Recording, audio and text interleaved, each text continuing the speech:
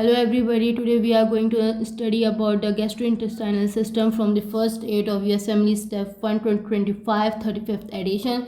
So first here we have the gastrointestinal embryology, tongue development. So the tongue is developing from the first pharyngeal arch and the third fourth pharyngeal arch. The first pharyngeal arch from the anterior 2/3 of the tongue, and the posterior 1/3 is from the third and the fourth pharyngeal arches. You know there are six, but fifth one regresses, so we have the first and the third and fourth arches here forming the tongue.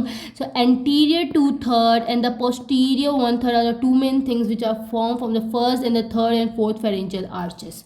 Now the sensations and the taste from the anterior 2/3 and the posterior 1/3 of the tongue. So the anterior 2/3 of the tongue is supplied, the sensation is supplied via the cranial nerve 5, which is the mandibular branch. Here it is reading the third mandibular branch, and the taste is via the cranial nerve 7, which is also called the facial nerve. So you need to remember that the taste of the anterior 2/3 is via the cranial nerve 7, and the posterior 1/3 the taste is from the cranial nerve 9. And the sensations from the anterior 2/3 are from the cranial number 5, and the sensations of the posterior 1/3 are from cranial number 9. So these are the two main important things. Now for the back side, the very back side is supplied via the cranial nerve 10. The sensation and taste both are supplied by cranial nerve 10. Posterior 1/3 both the sensation taste supplied by cranial nerve 9, glossopharyngeal nerve, and only the difference is in the anterior 2/3. Now the motor function is via the 12th nerve, which is supplying the hypoglossus, genioglossus, styloglossus.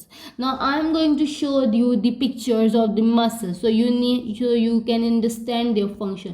So this is the hypoglossus, which is in red color here, the hypoglossus muscle. So its function is to retract and depress tongue. We can also see from its attachment, which is attaching on the hyoid bone, that it is retracting and depressing the tongue. The genioglossus muscle is over here. You can see it is attaching to the symphysis.